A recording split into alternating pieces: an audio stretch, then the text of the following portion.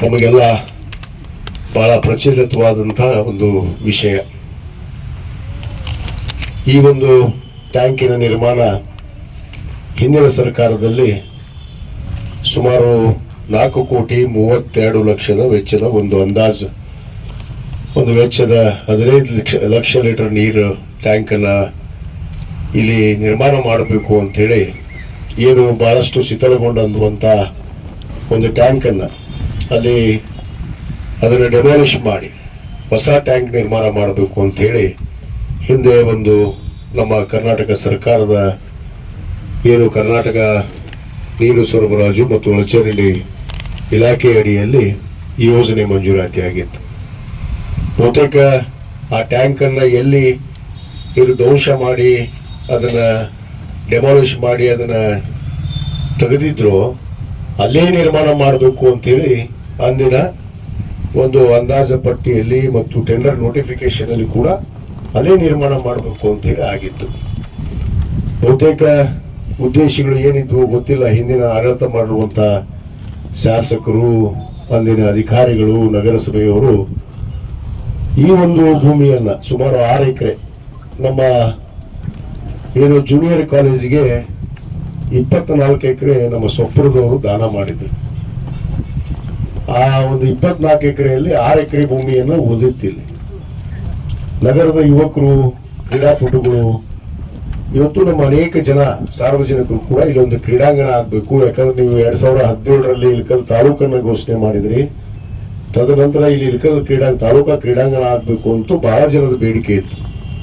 ನಾನು 2017ರಲ್ಲಿ ಏನು ಇಳಕಲ್ ತಾಲೂಕನ್ನ ನಮ್ಮ ಮಾನ್ಯ ಮುಖ್ಯಮಂತ್ರಿಗಳಂತ ಸಿದ್ದರಾಮಯ್ಯನವರು ಘೋಷಣೆ ಮಾಡಿದ ಮೇಲೆ ಅಧಿಕೃತವಾಗಿ ನನ್ನ ಕಾರ್ಯಾಲಯವನ್ನು ಪ್ರಾರಂಭ ಮಾಡಿದೆ, ತಹಸೀಲ್ದಾರ್ ಕಚೇರಿಯನ್ನು ಪ್ರಾರಂಭ ಮಾಡಿದೆ. ಆವಾಗಲೇ ನಾನು ಈ 6 ಎಕರೆ ಭೂಮಿಗೆ ನಮ್ಮ ಸಾರ್ವಜನಿಕರು, ಯುವಕರ ಬೇಡಿಕೆ ಮೇರೆಗೆ ಈ ಭೂಮಿಯನ್ನ ನಾನು ಕ್ರೀಡಾಂಗಣಕ್ಕೆ ಹಸ್ತಾಂತರ ಮಾಡಿಸಿದೆ. ಅದು ಸರ್ಕಾರದ ಒಂದು ಗೆಜೆಟ್ ನೋಟಿಫಿಕೇಶನ್ ಆಗಿದೆ. ಯಾಕಂದ್ರೆ ಸರ್ಕಾರ ಒಂದು ಗೆಜೆಟ್ ನೋಟಿಫಿಕೇಶನ್ ಆದ್ಮೇಲೆ ಆ ಭೂಮಿಯನ್ನ ಆ ಇಲಾಖೆಗೆ ಸಂಬಂಧಪಡುತ್ತೆ. ಅದು ಕ್ರೀಡಾ ಇಲಾಖೆಗೆ ಸಂಬಂಧಪಟ್ಟಿದ್ದು ಒಂದು ಭೂಮಿಯಾಗಿತ್ತು. ಹಿಂದಿನ ಆಡಳಿತದಲ್ಲಿ ನಗರಸಭೆಯವರಾಗಿರ್ಬೋದು, ಆ ಶಾಸಕರ ಒತ್ತಡದ ಮೇಲೆ ಏನೋ ಇಲ್ಲಿ ಉದ್ದೇಶಪೂರ್ವಕವಾಗಿ ಎಲ್ಲಿ ಟ್ಯಾಂಕ್ ಅನ್ನು ಡೆಮಾಲಿಷ್ ಮಾಡಿ ಕಟ್ಟಬೇಕಂತ ಆದೇಶ ಇದ್ರೂ ಕೂಡ ಉದ್ದೇಶಪೂರ್ವಕವಾಗಿ ಇಲ್ಲಿ ತಗೊಂಬಂದು ಟ್ಯಾಂಕ್ ಅನ್ನ ಕಟ್ಟಡಕ್ಕೆ ಪ್ರಾರಂಭ ಮಾಡಿದ್ರು. ಬಹುತೇಕ ನಾನು ಬಂದ ಮೇಲೆ ಕ್ರೀಡಾ ಇಲಾಖೆಯವರು ಅನೇಕ ನೋಟಿಸ್ ಅನ್ನ ಕೊಟ್ಟಿದ್ರು. ಅವರಿಗೆ ಇಲಾಖೆಯವರಿಗೆ ಸಂಬಂಧಪಟ್ಟ ಇಲಾಖೆ ನಮ್ಮ ಏನು ಆ ಒಂದು ನೋಟಿಸ್ ಅನ್ನು ಕೂಡ ಕೊಟ್ಟಿದ್ರು. ನಮ್ಮ ಜಾಗದಲ್ಲಿ ನೀವು ನಮಗೆ ವಿದೌಟ್ ಪರ್ಮಿಷನ್, ವಿದೌಟ್ ಅನುಮತಿ, ನಮಗೆ ಅನುಮತಿನೇನು ಪಡೆದಿಲ್ಲ, ನೀವು ಟ್ಯಾಂಕ್ ಅನ್ನು ನಿರ್ಮಾಣ ಮಾಡ್ತಾ ಇದ್ದೀರಿ, ನೀವು ನಿಲ್ಲಿಸಬೇಕು ಅಂತ ಹೇಳಿ ಅವರು ಇವ್ರಿಗೆ ಪತ್ರ ಬರೆದ್ರು ಕೂಡ. ಪ್ರಿನ್ಸಿಪಾಲ್ ಪೊಲೀಸ್ ಸ್ಟೇಷನ್ ಕಂಪ್ಲೇಂಟ್ ಮತ್ತು ನಮ್ಮ ಜೂನಿಯರ್ ಕಾಲೇಜ್ ಪ್ರಿನ್ಸಿಪಾಲ್ ಹೋಗಿ ಠಾಣೆಯಲ್ಲಿ ಒಂದು FIR ಅನ್ನು ಕೂಡ ದಾಖಲೆ ಮಾಡಿದ್ರು, ದೂರನ್ನು ಕೂಡ ಕೊಟ್ಟಿದ್ರು. ಇಷ್ಟ ಆದಾಗೂ ಕೂಡ ಉದ್ದೇಶಪೂರ್ವಕವಾಗಿ ಇಲ್ಲಿ ಟ್ಯಾಂಕ್ ಅನ್ನು ನಿರ್ಮಾಣ ಮಾಡೋದಕ್ಕೆ ಪ್ರಾರಂಭ ಆಯಿತು. ಬಹುತೇಕ ಒಂದು ಹಂತಕ್ಕೆ ಸುಮಾರು 60-70 ಲಕ್ಷ ರೂಪಾಯಿ ಪಾಪ ನಮ್ಮ BS ಪಾಟೀಲ್ ಗುತ್ತಿಗೆದಾರರು ದುಡ್ಡನ್ನು ಕೂಡ ಹಾಕ್ಬಿಟ್ರು. ಅವ್ರಿಗೇನು ಗೊತ್ತು, ಅವ್ರು ಯಾವ ಇಲಾಖೆಯವರು ಅಧಿಕಾರಿಗಳು ಜಾಗ ತೋರಿಸ್ಯಾರ ಅಲ್ಲಿ ಜಾಗ ಕಳೆದಾಗ ಕಟ್ಟಿಬಿಟ್ರು ಅವರು. ಸರ್, ಇನ್ನೊಂದು ಇದು ಪ್ರಾರಂಭ ಆಗೋಕ್ಕಿಂತ ಮುಂಚಿತವಾಗಿ ಡೆಮಾಲಿಷ್ ಮಾಡೋದಾಗಿತ್ತು. ಇದೇ ಮಾಡೋದೈತಪ್ಪ, ಅದನ್ನ ಡೆಮಾಲಿಷ್ ಮಾಡಿದ್ರೆ ಜನರು ತೊಂದರೆ ಇಲ್ಲ. ಇದು ಮಾಡಿದ್ರೆ ಅದೆಲ್ಲ ಬಹಳ ಐತಿ, ಜನರು ತಿಳ್ಕೊಬೇಕಂತ ತಿಳ್ಕೊತಾರೆ. ಶಾನ್ಯಾರದವ್ರು ಏನ್ ದಡ್ರ ಇಲ್ಲ ಜನ. ಇದನ್ನ ನಿರ್ಮಾಣ ಮಾಡಿ ಅದನ್ನ ಡೆಮಾಲಿಷ್ ಮಾಡ್ಬೇಕಾಗಿತ್ತು. ವಿರೋಧ ಸತ್ಯ ಐತಿ. ಅದರದ್ದು ಉದ್ದೇಶಪೂರ್ವಕ ತಾರಾತುರಿಯಲ್ಲಿ ಮಾಡಿ ಈ ಕ್ರೀಡಾಂಗಣ ಜಾಗವನ್ನು ಕೆಡಿಸ್ಬೇಕಾಗಿತ್ತು ಅವ್ರು. ಇಷ್ಟೇ ಉದ್ದೇಶ, ಬಹಳ ಸ್ಪಷ್ಟವಾಗಿ ಕಾಣುವಂಥದ್ದು. ಅಂದ್ರೆ ಇಲ್ಲಿ ಇಲಾಖೆಯವರು ಕೂಡ ಈಗಾಗಲೇ ನಮ್ಮ ಗುರುರಾಜ್ ಒಪ್ಕೊಂಡಿದ್ದಾರೆ, ನಮ್ಮ ವೀಣಾ ಸಿಟಿಮನಿಯವರು ಕೂಡ ಅವರು ಕ್ಷಮಾಪಣೆ ಪತ್ರವನ್ನು ಕೂಡ ನನಗೆ ಕೊಟ್ಟಿದ್ದಾರೆ. ನಾನು ಇವತ್ತು ನಿಮ್ಗೆ ಕೊಟ್ಟಿದ್ದೀನಿ ಅದನ್ನು. ಅವ್ರು ಕೊಟ್ಟಂತ ಬರೆದಂತ ಪತ್ರ ಇಲ್ಲಿದೆ ನನ್ನ ಹತ್ರ, ಒರಿಜಿನಲ್ ಕಾಪಿ. ಬೇಕಾದ್ರೆ ನೀವು ಇಲಾಖೆಯವ್ರಿಗೆ ಕೇಳಬಹುದು, ಅವರು ಬಂದು ಕೊಟ್ಟಿದ್ದು ಸರಿ ಇತ್ತು ಇಲ್ಲ ಅಂತ ಹೇಳಿ. ನಾನು ಯಾರಿಗೂ ಒತ್ತಾಯವಾಗಿ ಬರೆಸ್ಕೊಂಡಿಲ್ಲ. ಅವ್ರಿಗೆ ಹೇಳಿದೆ ನಾನು, ನೀವು ನಿರ್ಮಾಣ ಮಾಡ್ಬೇಕಂದ್ರೆ ನಾನು ಸರ್ಕಾರದಿಂದ ಅನುಮತಿ ಪಡಿಬೇಕು. ಇವರು ಜಿಲ್ಲಾಧಿಕಾರಿಗಳಿಗೆ ಬರೆದ್ರು, ಅನೇಕ ಜಿಲ್ಲಾಧಿಕಾರಿಗಳು ಒಂದು ತಂಡವನ್ನು ಕಳಿಸಿದ್ರು, ಇಲ್ಲಿ ಪರಿಶೀಲನೆ ಮಾಡಿದ್ರು. ಪರಿಶೀಲನೆ ಮಾಡಿದ ಮೇಲೆ ಗೆಜೆಟ್ ಆಗೈತಿ. ಗೆಜೆಟ್ ಅಂದ್ರ ದಡ್ಡನಿಗೆ ಗೊತ್ತಿಲ್ಲ. ಗೆಜೆಟ್ ಕಾಪಿಯನ್ನು ಸರ್ಕಾರದಲ್ಲಿ ಶಾಸಕನಾದ ಮೇಲೆ ಸರ್ಕಾರದ ಒಂದು ನೋಟಿಫಿಕೇಶನ್ ಆದಂತ ಒಂದು ಸಂದರ್ಭದಲ್ಲಿ ಅಲ್ಲಿ ಹೋಗಿ ಅಕ್ರಮವಾಗಿ ಟ್ಯಾಂಕ್ ಅನ್ನು ನಿರ್ಮಾಣ ಮಾಡೋದಕ್ಕೆ ಇವರು ಒತ್ತಾಯ ಮಾಡಿದ್ರು ಅನ್ನೋದಕ್ಕೆ ಬಹಳ ಸ್ಪಷ್ಟವಾಗಿ ಇಲ್ಲಿ ಅವರು ಇಲಾಖೆಯವರು ಹೇಳ್ಕೊಂಡಿದ್ದಾರೆ. ಅದಕ್ಕೆ ನಾನು ಇನ್ನು ಹೆಚ್ಚಿಗೆ ರಾಜಕೀಯ ಮಾಡಬಾರ್ದು ಇದ್ರೊಳಗೆ ಅನ್ನೋದು ಉದ್ದೇಶದಿಂದ ನಾನೇ ಮನವಿ ಮಾಡಿಕೊಂಡೆ ಕ್ರೀಡಾ ಇಲಾಖೆಯವರಿಗೆ, ಜಿಲ್ಲಾಧಿಕಾರಿಗಳಿಗೆ. ಬೇಡ, ನಾನೇ ಅವರಿಗೆ ಇಲ್ಲಿ ನಾವು ಜನರಿಗೆ ಸಮಸ್ಯೆಯನ್ನು ಈಡೇರಿಸೋರು, ನಾವು ನೀವು ಜಗಳಾಡೋದಲ್ಲ, ದ್ವೇಷ ಮಾಡುವಂಥದ್ದಲ್ಲ. ಕನಿಷ್ಠ ಪ್ರಜ್ಞೆ ಇರಬೇಕು ಒಬ್ಬ ಜನಪ್ರತಿನಿಧಿ ಆದಂಥವನಿಗೆ. ಆ ಪ್ರಜ್ಞೆ ಇಲ್ಲದಂಥವ್ರು ಇಲ್ಲಿ ಇದ್ರು ಅನ್ನೋದಕ್ಕೆ ಬಹಳಷ್ಟು ಸ್ಪಷ್ಟವಾದ ನಿರ್ದೇಶನ ಇವತ್ತು ನಮಗೆ ಸಿಕ್ಕಿದೆ. ಅದಕ್ಕೆ ನಾನು ಇನ್ನ ಹೆಚ್ಚಿಗೆ ಇದನ್ನು ಮಾಡಬಾರದು ಅನ್ನೋ ಉದ್ದೇಶದಿಂದ ನಾನು ಕ್ರೀಡಾ ಇಲಾಖೆಯವರಿಗೆ ಮನವಿ ಮಾಡಿಕೊಂಡೆ, ಇಲ್ಲ ಏನಾದ್ರು ಮಾಡಿ ಅನುಮತಿ ಕೊಡ್ರಿ. ಯಾಕಂದ್ರೆ ಇಲ್ಲಿ ಕ್ರೀಡಾಂಗಣ ಆದ್ಮೇಲೆ ಅಲ್ಲಿ ನಾಳೆ ಹೆಲಿಕಾಪ್ಟರ್ ಬರ್ತಾವು, ಅಲ್ಲಿ ಟ್ಯಾಂಕ್ ಅಡೆತಡೆ ಹಾಕ್ಬಾರ್ದು. ಇಲ್ಲಿ ಹೈ ಟೆನ್ಷನ್ ವೈರ್ ಐತೆ ಅಂತ ಭಾಷಣ ಮಾಡ್ತಾರ ದಡ್ಡಕ್ಕೆ ಗೊತ್ತೈತೆ ನನಗೆ. ಹೈ ಟೆನ್ಷನ್ ವೈರ್ ಇದ್ದಿದ್ದು ನೋಡೇ ನಾನು 2017ರಲ್ಲಿ ಇದನ್ನ ಕ್ರೀಡಾ ಇಲಾಖೆಗೆ ಬಿಡಿಸಿಕೊಡ್ಸೀನಿ. ಆ ಹೈ ಟೆನ್ಷನ್ ವೈರ್ಗೆ ನಮ್ಮ ಸರ್ಕಾರ, ನಮ್ಮ ಸನ್ಮಾನ್ಯ ಏನು ಇಂಧನ ಸಚಿವರಾದಂತ ಸನ್ಮಾನ್ಯ KJ ಜಾರ್ಜ್ ಅವರು ಈಗಾಗಲೇ ಈ ಹೈ ಟೆನ್ಷನ್ ವೈರ್ ಅನ್ನ ಯುಸಿ ಕೇಬಲ್ ಅಂದ್ರೆ ಬಹಳ ಎಕ್ಸ್ಪೆನ್ಸಿವ್, ಅದು ಸುಮಾರು 30 ಕೋಟಿ ರೂಪಾಯಿ ಈಗಾಗಲೇ ಅದು ಟೆಂಡರ್ ಆಗತ್ತೆ. ಈ ವಾರದಾಗ 30 ಕೋಟಿ ರೂಪಾಯಿ ಇಂಧನ ಇಲಾಖೆ ಅಂತ ಈ ಹೈ ಟೆನ್ಷನ್ ವೈರ್ ಅನ್ನ ಅಂಡರ್ ಗ್ರೌಂಡ್ ಲೇವ್ ಮಾಡಿ ಅವನ್ನ ಬೇರೆ ಕಡೆ ಅದಕ್ಕೆ ಮುಂದೆ ಆ ವಿದ್ಯುತ್ ಅನ್ನ ಸರಬರಾಜು ಮಾಡೋದಕ್ಕೆ ಸುಲಭವಾಗಿ ಮಾಡೋದಕ್ಕೆ 30 ಕೋಟಿ ರೂಪಾಯಿ ಈಗಾಗಲೇ ಅದಕ್ಕೆ ಸ್ಯಾಂಕ್ಷನ್ ಆಗಿದೆ. ಅದಕ್ಕೆ ಅದನ್ನ ಸ್ಯಾಂಕ್ಷನ್ ಆದ್ಮೇಲೆ ಇದು ಪರವಾನಗಿ ಕೊಡ್ಬೇಕು. ಯಾಕಂದ್ರೆ ನಾನು ಈ ಪರವಾನಗಿ ಕೊಟ್ಟೆ, ಅದೇ ಇಲಾಖೆಯವರು ಕೊಟ್ಟರು, ನಾಳೆ ಏನಾಗತ್ತೆ ಇಲ್ಲಿ ಪರಿಸ್ಥಿತಿ? ಈ ಹೈ ಟೆನ್ಷನ್ ವೈರ್ ಕ್ರೀಡಾಂಗಣ ಹೆಂಗಾಗತ್ತೆ? ಇದನ್ನು ನಾವು ಅರಿವಿಟ್ಟುಕೊಂಡು ನಿನ್ನೆ ತಾನೇ ನಮ್ಮ ಇಲಾಖೆಯಲ್ಲಿ, ಇಂಧನ ಇಲಾಖೆಯಲ್ಲಿ ಅದನ್ನ ಮಂಜೂರಾತಿ ಕೊಟ್ಟಿದ್ದಾರೆ. ಸುಮಾರು 30 ಕೋಟಿ ರೂಪಾಯಿ ಈ ಯುಸಿ ಕೇಬಲ್ ಅನ್ನು ಅಂಡರ್ ಗ್ರೌಂಡ್ ಲೇ ಮಾಡೋದಕ್ಕೆ ಅದು ಕೂಡ ಅನುಮತಿ ಸಿಕ್ಕಿದೆ. ಮತ್ತು ಇದರಲ್ಲಿ ಆದ್ಮೇಲೆ ಇದು ಪರವಾನಗಿ ಕೊಡ್ಬೇಕು. ಯಾಕಂದ್ರೆ ನಾನು ಈ ಪರವಾನಗಿ ಕೊಟ್ಟೆ, ಅದೇ ಇಲಾಖೆಯವರು ಕೊಟ್ಟರು, ನಾಳೆ ಏನಾಗತ್ತೆ ಇಲ್ಲಿ ಪರಿಸ್ಥಿತಿ? ಈ ಹೈ ಟೆನ್ಷನ್ ವೈರ್ ಕ್ರೀಡಾಂಗಣ ಹೆಂಗಾಗತ್ತೆ? ಇದನ್ನು ನಾವು ಅರಿವಿಟ್ಟುಕೊಂಡು ನಿನ್ನೆ ತಾನೇ ನಮ್ಮ ಇಲಾಖೆಯಲ್ಲಿ, ಇಂಧನ ಇಲಾಖೆಯಲ್ಲಿ ಅದನ್ನ ಮಂಜೂರಾತಿ ಕೊಟ್ಟಿದ್ದಾರೆ. ಸುಮಾರು 30 ಕೋಟಿ ರೂಪಾಯಿ ಈ ಯುಸಿ ಕೇಬಲ್ ಅನ್ನು ಅಂಡರ್ ಗ್ರೌಂಡ್ ಲೇ ಮಾಡೋದಕ್ಕೆ ಅದು ಕೂಡ ಅನುಮತಿ ಸಿಕ್ಕಿದೆ. ಮತ್ತು ಇದರಲ್ಲಿ ನಮ್ಮ ಕಾಲೇಜ್ನವ್ರಿಗೂ ನಾವು ವಿನಂತಿ ಮಾಡಿಕೊಂಡೆ, ನಮ್ಮ ಪ್ರಿನ್ಸಿಪಾಲ್ಗೆ. ಯಾಕಂದ್ರೆ ಇಲ್ಲಿ 6 ಎಕರೆ ಮಿನಿಮಮ್ ಆದ್ರೂ ಬೇಕು. 400 ಮೀಟರ್ ಟ್ರ್ಯಾಕ್ ಬರಬೇಕು ಅಂದ್ರೆ ಒಂದು ಕ್ರೀಡಾಂಗಣಕ್ಕೆ ಮಿನಿಮಮ್ 400 ಮೀಟರ್ ಟ್ರ್ಯಾಕ್ ಬೇಕು. ಅಂದಾಗ ಅದು ಒಂದು ಕ್ರೀಡಾಂಗಣ, ಪರಿಶುದ್ಧವಾದ ಕ್ರೀಡಾಂಗಣ ಆಗೋದಕ್ಕೆ ಸಾಧ್ಯ. ಅದಕ್ಕೆ ನಾನು ಪ್ರಿನ್ಸಿಪಾಲ್ಗೂ ಮನವಿ ಮಾಡಿಕೊಂಡೆ, ಇನ್ನೂ ಸ್ವಲ್ಪ ಜಾಗ ಆ ಕಡೆ ಕೊಡ್ರಪ್ಪ, ನಾವು ಇವರಿಗೆ ಟ್ಯಾಂಕಿಗೆ ಬಿಡ್ತೀವಿ ಅಂತ ಅಂದಾಗ ಅವರು ಕೂಡ ಒಪ್ಕೊಂಡಿದ್ದಾರೆ.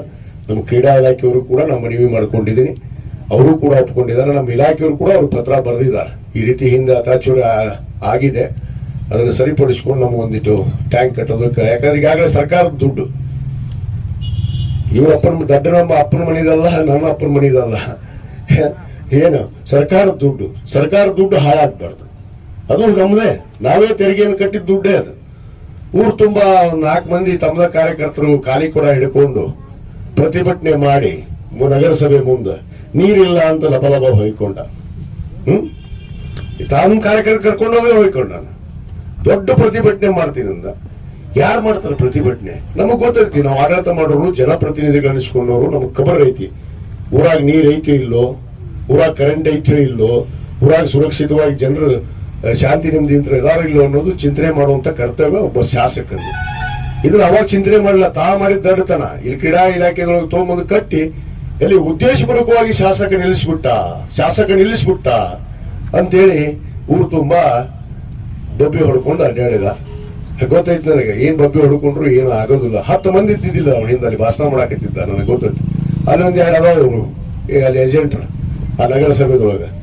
ಅಲ್ಲಿ ಬಹಳ ಸೀನಿಯರ್ ಸದಸ್ಯರು ಅವ್ರು ಏನ್ ಹೊಯ್ಕೊಂಡ್ರು ಅವ್ರಿಗೆ ಕೇಳೋದಿಲ್ಲ. ಅವ್ರಿಗೆ ಆ ಕಾನೂನು ಅರಿವಿಲ್ಲ, ಕಾನೂನು ಜ್ಞಾನ ಇಲ್ಲ. ಕಾನೂನು ಅರಿವಿಟ್ಕೊಂಡು ಮಾತಾಡ್ಬೇಕು, ಏನೇ ಮಾತಾಡಿದ್ರು. ಜಿಲ್ಲಾಧಿಕಾರಿಗಳಿದ್ರು, ಜಿಲ್ಲಾಧಿಕಾರಿಗಳು ಮುಕ್ಕೊಂಡ್ರಂತ ಜಿಲ್ಲಾಧಿಕಾರಿಗಳ ಹೆಸರಲ್ಲೇನು ಹೊಡ್ಕೊಂಡ್ರು. ಪಾಪ ಏನ್ ಮಾಡಕ್ಕಾಗುತ್ತೆ ಜಿಲ್ಲಾಧಿಕಾರಿಗಳು? ಒಂದು ಸರ್ಕಾರದ ಗೆಜೆಟ್ ಆದ್ಮೇಲೆ ಜಿಲ್ಲಾಧಿಕಾರಿಗಳಲ್ಲ, ಯಾವ ಅಧಿಕಾರಿ ಕೂಡ ಕಿಸಕ್ ಅನ್ನಂಗಿಲ್ಲ. ಅದಕ್ಕೆ 17 ಗೆಜೆಟ್ ಮಾಡಿಸಿದ್ದೆ. ಅದೇ ಸುಪ್ರೀಂ. ಒಂದು ಸರ್ಕಾರದ ಗೆಜೆಟ್ ನೋಟಿಫಿಕೇಶನ್ ಏನು ಅನ್ನೋದು ಈ ಮನುಷ್ಯನಿಗೆ ಗೊತ್ತಿಲ್ಲ, ಈ ದಡ್ಡನಿಗೆ. ಈ ದಡ್ಡ ಹಂಗ ಮಗುಳ್ತಾನ. ಇದು ಮಗಳದ್ ಬಿಟ್ರೆ ಬೇರೆ ಏನು ಕೆಲಸ ಇಲ್ಲ. ಇದರ ಉದ್ದೇಶಪೂರ್ವಕವಾಗಿ ನಿಲ್ಲಿಸಿದ್ರು. 20 ವಾರ್ಡಿಗೆ ನೀರಿಲ್ಲ ಇಳಕಲ್ಲೊಳಗ, 20 ವಾರ್ಡಿಗೆ ನೀರಿಲ್ಲ ಅನ್ನೋದು ನನಗೆ ಗೊತ್ತೈತಿ. ನೀನೇನ್ ಮಾಡಿದಪ್ಪ? ಇಷ್ಟೊಂದು ಜನಸಂಖ್ಯೆ ಜಾಸ್ತಿ ಆಗೈತಿ ಇಳಕಲ್ಲೊಳಗೆ. ನಾವು ಒಂದು ಪ್ರಶ್ನೆ ಕೇಳಕ್ಕೆ ಇಚ್ಛೆ ಪಡ್ತೀನಿ ನಮ್ಮ ಮಾಧ್ಯಮದ ಸ್ನೇಹಿತರ ಮುಖಾಂತರ. ಇಷ್ಟು ಜನಸಂಖ್ಯೆ ಆಗೈತಿ ನಮ್ಮ ಇಳಕಲ್ ನಗರದಲ್ಲಿ. 2013-14ರಲ್ಲಿ 24 ತಾಸು ನೀರು ತಂದವರು ನಮ್ಮ ಸರ್ಕಾರ ಕೊಟ್ಟಿದ್ದು ಈ ಇಳಕಲ್ಲಿಗೆ. ಅಂದು ಜನಸಂಖ್ಯೆ ಎಷ್ಟಿತ್ತು, ಆ ಜನಸಂಖ್ಯೆ ಆಧಾರದ ಮೇಲೆ ನಾವು ನೀರನ್ನು ಕೂಡ ಸರಬರಾಜು ಮಾಡಿದ್ವಿ.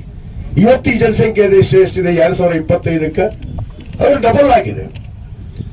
ಪ್ರತಿ ವರ್ಷ ಜನಸಂಖ್ಯೆ ಜಾಸ್ತಿ ಆಗೋದ, ಮನೆಗಳು ಜಾಸ್ತಿ ಆಗೋದ, ನೀರು ಜಾಸ್ತಿ ಬೇಕಾಗುತ್ತೆ, ಅದನ್ನು ಚಿಂತನೆ ಮಾಡೋದಿಲ್ಲ. ಅದಕ್ಕೆ ನಾನು ಮಾನ್ಯ ಮುಖ್ಯಮಂತ್ರಿಗಳಿಗೆ ಮತ್ತು ನಮ್ಮ ಸುರೇಶ್ ಬೈರತಿ ಅವರಿಗೆ, ಏನು ಅರ್ಬನ್ ಡೆವಲಪ್ಮೆಂಟ್ ಮಿನಿಸ್ಟರ್, ಅವ್ರಿಗೆ ವಿನಂತಿ ಮಾಡಿಕೊಂಡೆ, ಇಲ್ಲ ಇಲ್ಲಿ ಈ ರೀತಿ ನೀರಿನ ಸಮಸ್ಯೆ ಆಗ್ತಾ ಇದೆ, ಜನಸಂಖ್ಯೆ ಆಧಾರದ ಮೇಲೆ ನಾವು ನೀರು ಸರಬರಾಜು ಮಾಡಬೇಕು, ಅದಕ್ಕೆ ತಾವು ತಕ್ಷಣ ಅನುದಾನ ಕೊಡ್ರಿ ಅಂದಾಗ ಈಗಾಗಲೇ ನಮ್ಮ ಇಲಾಖೆಯವರು ಕೂಡ ಒಂದು ಅಂದಾಜು ಪಟ್ಟಿಯನ್ನು ಸಲ್ಲಿಸಿದ್ದಾರೆ. 23 ಕೋಟಿ ರೂಪಾಯಿ ಈಗಾಗಲೇ ಅದಕ್ಕೆ ಮಂಜೂರಾತಿಯನ್ನು ಕೊಟ್ಟಿದ್ದಾರೆ. ಹೆಚ್ಚುವರಿ ನೀರು ಕನೆಕ್ಷನ್ ಮತ್ತು ಅಲ್ಲಿ ಮೋಟರ್ ಕೆಪಾಸಿಟಿ ಜಾಸ್ತಿ ಮಾಡಬೇಕು. ಯಾಕಂದ್ರೆ ನೀರು ಜಾಸ್ತಿ ಬರಬೇಕಲ್ಲ, ಬಂದಾಗ ನೀರು ಕೊಡಕ್ ಸಾಧ್ಯ ಮಂದಿಗೆ. ಅದಕ್ಕೆ ಈಗಾಗಲೇ ಅದಕ್ಕೆ 23 ಕೋಟಿ ರೂಪಾಯಿ ಸ್ಯಾಂಕ್ಷನ್ ಕೂಡ ಮಾಡಿಸಿದ್ದೀನಿ. ಇಲ್ಕಲ್ಗೆ ಶಾಶ್ವತವಾಗಿ 24 ತಾಸು ನಾವು ನೀರು ಕೊಟ್ಟೇ ಕೊಡ್ತೀವಿ ಅನ್ನೋ ಒಂದು ಭರವಸೆಯನ್ನು ನಾವು ಕೊಡ್ತೀವಿ. 24/7 ಇಡೀ ರಾಜ್ಯದಲ್ಲೇ ಮೊದಲನೇ ಯೋಜನೆ ಇಲ್ಕಲ್, ಯಾವ ನಗರಕ್ಕೂ ಕೂಡ ಆಗಿದ್ದಿಲ್ಲ. ಇಡೀ ರಾಜ್ಯದಲ್ಲೇ 24 ತಾಸು ಎಲ್ಲರಾಗಿದ್ರು ಅದು ಇಲ್ಕಲ್ ಒಂದೇ ಆಗಿತ್ತು ನಮ್ಮ ಹಿಂದ 2013ರಲ್ಲಿ. ಈಗ ಬಹಳಷ್ಟು ನಗರಕ್ಕೆ ಆಗ್ಯಾವ. ಇವ್ರಿಗೆ ಅದಕ್ಕೆ ಬರಿಲ್ಲ, ನೀರ್ ಹೆಂಗ್ ಕೊಡ್ಬೇಕು, ಏನ್ ಮಾಡಿದ್ರು, ಯಾರು ತಂದ್ರು ಅನ್ನೋದು ಗೊತ್ತಿಲ್ಲ. ಈ ಮನುಷ್ಯ ಏನು ಮಾಡಿದವನೇ ಅಲ್ಲ, ಸುಮ್ಮನೆ ಅಭಿವೃದ್ಧಿ ಏನ್ ಮಾಡ್ತಾ ಇದಾರೆ, ಶೂನ್ಯ ಅಂತಾರ. ಇವತ್ತು ಇಲ್ಕಲ್ಲಲ್ಲಿ ಎಷ್ಟು ಕೆಲಸ ನಡೆದಿಲ್ಲ. ನಗರೋತ್ತರ 4ನೇ ಹಂತದ ಎಲ್ಲಾ ರಸ್ತೆಗಳು ನಡೆದಾವ್, ಚರಂಡಿಗಳು ನಡೆದಾವ್, ಕೆರೆ ನಿರ್ಮಾಣ ಆಗ್ತಾ ಇದೆ, ಬ್ರಿಡ್ಜ್ ನಿರ್ಮಾಣ ಆಗ್ತಾ ಇದೆ. ಇನ್ನೇ ಏನೇನು ಅಭಿವೃದ್ಧಿ ಕೆಲಸಗಳು ಇವತ್ತು ನಡೀತಾ ಇದಾವೆ ಅನ್ನೋದನ್ನ ಒಂದ್ಸರಿ ಅಡ್ಡಾಡಿ ನೋಡಿದ್ರೆ ಗೊತ್ತಾಗತ್ತೆ. ಇವ್ರು ಊರಾಗೆ ಇರೋಲ್ಲ, ಪುಣ್ಯಾತ್ಮ ಟೂರಿಂಗ್ ಥಿಯೇಟರ್ ಮಾಡ್ಕೊಂಡ್ಬಿಟ್ಟಾರೆ ಇಲ್ಕಲ್. ಮುದುಗಲ್ ಹಾಲಿ ವಸ್ತಿ, ಇಲ್ಕಲ್ ಕ್ಯಾಂಪ್. ಇಲ್ಕಲ್ ಮುಂಜಾನೆ ಬರೋದು, ಒಂದ್ ತಾಸಿದ್ದು ಒಂದು ಪತ್ರಿಕಾಗೋಷ್ಠಿ ಮಾಡಿ ಒಂದ್ 4 ಹೊಯ್ಕೊಂಡು ಮತ್ತೆ ಊರ್ ಬಿಟ್ಟ ಮತ್ತೆ ಒಂದ್ 3 ತಿಂಗಳು ಬರೋದಿಲ್ಲ ಈ ಪುಣ್ಯಾತ್ಮ. ಇವ್ರ ಮಗನ ಊರ್ ಹೋಗ್ತಾನೆ, ಇವನು ಊರ್ ಹೋಗ್ತಾನೆ. ಇವ್ರು ಓಡಿಸ್ದಲ್ಲ ಮುದುಗಲ್ಲ, ಲೆಕ್ಕ ಹೇಳ ಇಲ್ಲೇ ಕೇಳ್ತಾರ ಅವ್ರು. ಅದಕ್ಕ ಊರಾಗಿದ್ರೆ ಕಷ್ಟ ಗೊತ್ತಾಕೋ ಮಂದಿವು, ಏನೈತಿ ಊರಾಗ ಸಮಸ್ಯೆ ಐತಿ, ಜನರು ಏನ್ ಹೇಳ್ತಾರ, ಏನ್ ಕೇಳ್ತಾರ ಅನ್ನೋದು ಊರಾಗಿದ್ರೆ ನಿಮ್ ಮಂದಿ ಬಂದು ಹೇಳ್ತಾರ. ಮಂದಿ ಇರುದೇ ಇಲ್ಲ ಊರಾಗ ಪುಣ್ಯಾತ್ಮ. ಮತ್ತು ಟೂರಿಂಗ್ ಥಿಯೇಟರ್ 3 ತಿಂಗಳಿಗೆ ಬರೋದು, ಒಂದ್ ಪ್ರೆಸ್ ಮೀಟ್ ಮಾಡೋದು, ಕರೆಯೋದು. ಇವ್ರು ಮಾಧ್ಯಮದವ್ರು ಒಂದು 4 ಪ್ರಶ್ನೆ ಕೇಳ್ತಾರೆ. ಅವರು MLA ಅವ್ರು ಹೀಗಿತ್ತು ಅಂತ ಕೇಳ್ತಾರೆ. ಇವ್ರು MLA ಅವ್ರು ಹೌದು ಅಂತ ಇವರೇ ಕೆದಕ್ತಾರ. ಅವ್ರನ್ನ ಇವರೇ ಕೆದಕ್ತಾರ. ಒಂದಿಷ್ಟು ಮಂದಿ ಅವ್ರು ಇಲ್ಲಿ ಮಾಧ್ಯಮದವರು ಆ MLA ಗೆ ಎತ್ತೆತ್ತಿ ಕೊಡ್ತಾರ, ಎತ್ತಿ ಹೊಡ್ರಿ ಬಾಲ್ ಅಂತೇಳಿ. ನನಗೆ ಗೊತ್ತೈತಿ ನೀವು ಯಾರು ಮಾಧ್ಯಮದವ್ರು ಎಷ್ಟೆಷ್ಟು ಎತ್ತಿ ಕೊಡ್ತೀರಿ, ಎತ್ತಿ ಬೇಕಾದ್ ಕೊಡ, ನನಗೆ ಅವ್ ಬೇಕಾದ್ ಹೊಯ್ಕೊಳ್ಳಿ, ನನಗೇನು ಹೊರಗೆ ಕೊಡೋದಿಲ್ಲ. ನಾ ಜನಪ್ರತಿನಿಧಿ ಅರಿವು ಇಟ್ಕೊಂಡವನು, ನಾ ಜನರ ಕೆಲಸ ಮಾಡಾಕ ಬಂದಿನಿ, ಜನರ ಕೆಲಸನ ಮಾಡಿ ಹೋಗ್ತೀನಿ ಅನ್ನೋ ಮಾತನ್ನು ಹೇಳಕ್ ಇಷ್ಟಪಡ್ತೀನಿ. ಇವತ್ತು ಅದು ಅವ್ರ ಮುಹೂರ್ತ ಸರಿ ಇರಲಿಲ್ಲ ಅಂತ ಹೇಳಿ ಇವತ್ತು ಮತ್ತೆ ಪೂಜೆ ಮಾಡಿ ಅದನ್ನು ಹಾಕೋತಾರೆ. ನಾಳೆ ನಾವು ಮಾಡಿತ್ತು ಕಾರ್ಯವನ್ನು ಮತ್ತೆ ಪೂಜೆ ಮಾಡಿದ ವಿಜಯನ ಕಾಶ್ಯಪ್ನವರು ಅಂತೇಳಿ. ಯಾರು ಪೂಜೆ ಮಾಡಾಕತ್ತಿಲ್ಲಪ್ಪ, ಮುಹೂರ್ತ ಚಲೋ ನೋಡಿ ಈ ಮುಹೂರ್ತಾಗ ನೀನು ಮುಂದೆ ಟ್ಯಾಂಕ್ ನಿಂದಿರಬಾರ್ದು, ಅದು ಮುಗಿಲಿ ಅಂತ ಹೇಳಿ 5 ತಿಂಗಳದೊಳಗೆ ಗುರುರಾಜರು ಹೇಳ್ಯಾರ. 5 ತಿಂಗಳದೊಳಗೆ ಮುಗಿಸ್ತೀನಿ ಅಂತ ಹೇಳ್ಯಾರ. 5 ತಿಂಗಳದೊಳಗೆ ಮುಗಿಸಿ ಇದಕ್ಕೆಲ್ಲ ಪಾಪ ನಮ್ಮ ನೇಕಾರರಿಗೆ, ಬಡ ಕೂಲಿ ಕಾರ್ಮಿಕರಿಗೆ 24 ತಾಸು ನೀರು ಕೊಡೋದು. ಇದು ನಾವು ಸರ್ಕಾರ, ನಮ್ಮ ಸರ್ಕಾರ ಯೋಜನೆ ಮಾಡಿದ್ದು, ಇವನ್ ಸರ್ಕಾರ ಅಲ್ಲ. ಇವಾಗ ಸುಮ್ಮನೆ ಶೂನ್ಯ ಅಭಿವೃದ್ಧಿ. ಇವ್ 100 ಸಲ ಕಂಟಿ ಸರ್ಕಲ್ಗೆ ಹಾಕು, ಇದಕ್ಕೆ ತಾಕತ್ತಿದ್ರ ದಮ್ ಇದ್ರ ಬರ್ತೀನಿ ನಾನು, ಕಾಗದ ತಗೊಂಡು ಅಂತ ಹೇಳ್ತೀನಿ. ಇವತ್ತು ಹೇಳ್ತೀನಿ ನಾನು, ಏನ ತಗೊಂಡ್ಬರೋದಿಲ್ಲ ಅವರು. ಅವ್ರ ಕಡೆ ಇದ್ರಲ್ಲ ದಾಖಲೆ, ಒಂದರ ದಾಖಲೆ ತೋರಿಸನ್ನು ನಾನು ಕೊಡ್ತೀನಿ. ಸರ್ಕಾರದ ಆದೇಶ ಕೊಡ್ತೀನಿ ನಾನು, ಯಾವಾಗ ಮಂಜೂರಾತಿ ಆಯ್ತು, ಯಾವಾಗ ಯೋಜನೆ ಪ್ರಾರಂಭ ಆಯ್ತು, ಯಾರು ಸರ್ಕಾರ ದುಡ್ಡು ಕೊಡ್ತು ಅನ್ನೋದು ಮುಖ್ಯ. ನಾಳೆ